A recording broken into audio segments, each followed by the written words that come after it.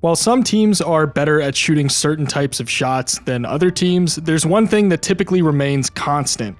Some shots will pretty much always be more valuable than others. Pretty much every shot can be divided up into 3 separate categories: threes, mid-range shots, and shots at the rim. A three-pointer is currently worth 1.10 points per shot, a mid-range shot is worth 0.87 points per shot, and a shot at the rim is worth 1.33 points per shot. Even the best mid-range shooting team in the NBA, the Brooklyn Nets, with an efficiency of 48.2% from the mid-range, are only generating 0.96 points per shot from the mid-range. From a strictly points per shot perspective, a defense that's able to force teams into more shots in the mid-range and less shots from 3 and at the rim is going to generally be allowing fewer points. So in a vacuum, it's safe to say that, in theory, if a team can hold opponents to below average from 3 and at the rim, then they can give up mid-range shots all day. That's the case for the Milwaukee Bucks. The Bucks are holding opponents to 1.28 points per shot at the rim, 0.84 points per shot in the mid-range, and 1.0 points per shot from 3. They're holding opponents to below league average from all areas of the floor, and what's even more impressive is that they're forcing teams into attempting the most mid-range field goal attempts against them in the entire NBA, and holding them to the 7th lowest efficiency. Some defenses just so happen to give up a lot of mid-range shots. Golden State gives up tons of mid-range field goal attempts, but the difference is that teams are scoring in the mid-range at the 3rd highest efficiency in the NBA in the mid-range against the Warriors. So while they are technically forcing or allowing a lot of mid-range shots, they're not defending them well enough.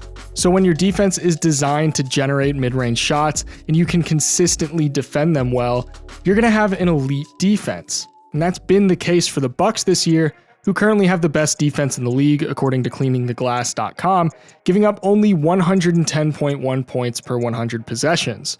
A big reason why this works is because of a 34-year-old center coming off of back surgery. That's right, Brook Lopez has been anchoring the best defense in the NBA, currently having the best defensive season of his career, and making a pretty convincing case for Defensive Player of the Year.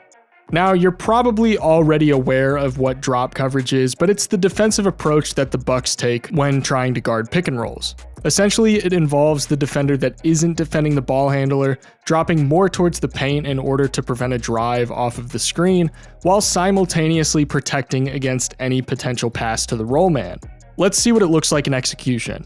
We've got this pick and roll between Conley and Vanderbilt up top, with Jevon Carter as the defender against Conley. Now look at where Lopez is situated. He's dropped all the way back into the paint, and this actually accomplishes several different things.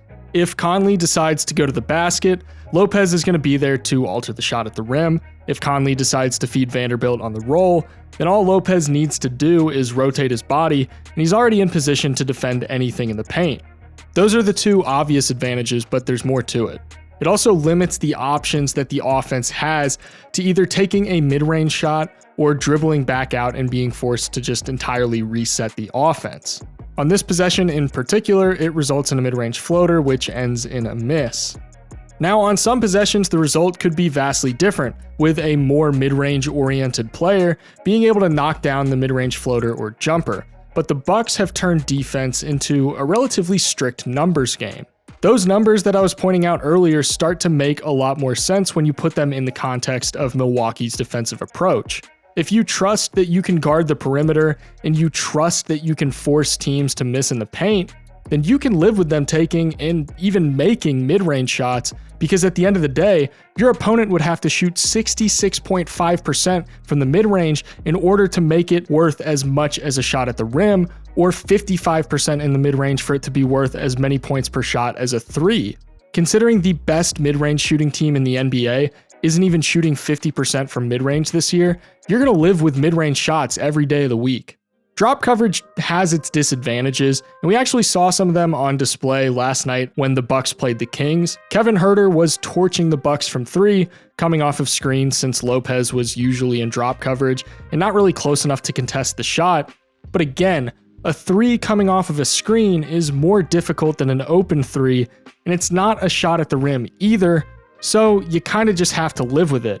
The Bucks are able to address the issue of defending off-screen shooters by having a guy like Jrue Holiday who's an incredible screen navigator. Even if Brook Lopez is dropped way back into the paint, as long as Jrue Holiday is fighting over screens to contest those three-pointers, drop coverage is still a viable defensive option for them. But as a whole, the Bucks are turning a defensive strategy that's often criticized into the best defense in the NBA, and this strategy wouldn't be nearly as effective as it is if it wasn't for Brook Lopez being the anchor of it. He's not a good defender because of the Bucks' defensive scheme.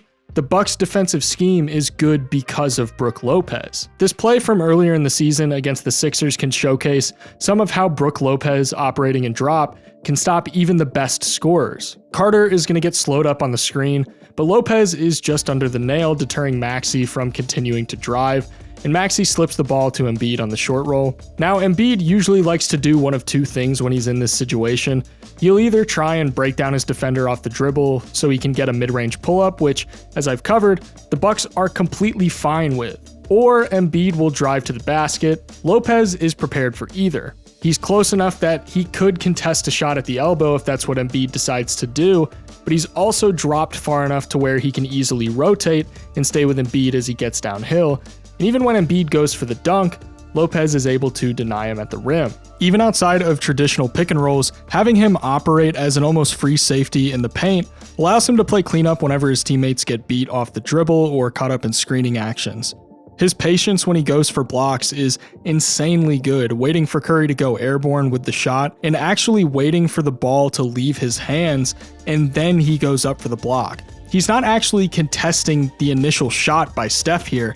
He's waiting for Steph to get the shot off and for the ball to actually be in the air, and then he's trying to block it. What's interesting is that Lopez doesn't really have to exert a ton of energy defending the pick and roll because he wants them to take mid-ranges, so when they don't and they decide to take it to the rim, he's more than happy to let them. He's already there, and he stays pretty much on the ground to let them get up for the shot, and then he uses that 7'6" wingspan to get a hand on the ball and block the shot.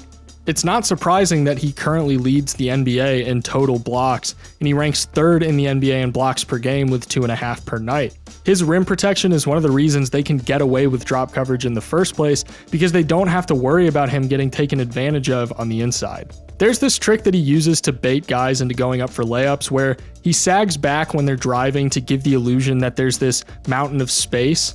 Once Booker really commits to going for the shot at the rim, then Brook is going to tighten up, closing the gap and blocking the shot. Here's another example with a little bit of a different angle. He lets Dosunmu think that the lane to the basket is wide open, and then Lopez waits for him to commit before ultimately meeting him at the rim and blocking the shot. When he's in drop coverage on this side pick and roll, he set himself up to where he's able to disrupt any potential pass to the roll man, while also making himself big against Cole Anthony's possible drive. The roll man does his best to try and muscle Lopez out of the way, but again, Lopez is just too big and he's got too large of a wingspan, so he's still able to stuff Anthony's shot. Using Lopez in drop coverage when Jrue Holiday is the defender against the ball handler can also set up some really nice defensive traps. Paul George drives off of this screen, and Jrue is shading him into the corner with Lopez containing his drive, and Allen is in the corner showing just enough to force Paul George to pick up his dribble well outside of the paint, and he's got to put up a really difficult and uncomfortable looking shot at the rim against Lopez. When it comes to shot blocking, you'd think that a vertical would be one of the most important things to have, but really it's Brook's timing and patience that allows him to be such a disruptive shot blocker. He rarely ever gets pump faked because in most cases he doesn't even have to leave the ground when defending the rim, and when he does, he hardly leaves the ground at all. It makes it infinitely more difficult to score on him down low when you constantly have these hands in front of you that are nearly impossible to get by. You might get him to bounce off the ground or bite on the pump fake a relatively small amount, but it's rare that you're going to get him to go airborne or move enough to generate that much space. Lopez is just too patient because he's simply tall enough and long enough to not have to worry about being able to reach the ball at its apex. Brook is one of the least flashy defenders in the NBA because he doesn't have to be. He's able to position himself in the spot that's going to allow him to complicate as many things as possible for the opposing teams, and he doesn't have to exert a ton of energy to do it. It's why he's able to be a Defensive Player of the Year candidate at 34, because he just doesn't really rely on athleticism that much in order to be effective. He's a prime example of how older players can still be elite even into their mid-30s. Huge thank you to all of my patrons for helping make these videos possible. If you enjoyed the video and you want to see more like this, be sure to subscribe and leave a like. That's the easiest way to support me and help me continue making content. If you want to help support the channel further, you can click the link in the description to become a patron. Regardless, thank you guys so much for watching, and I'll see you in the next one.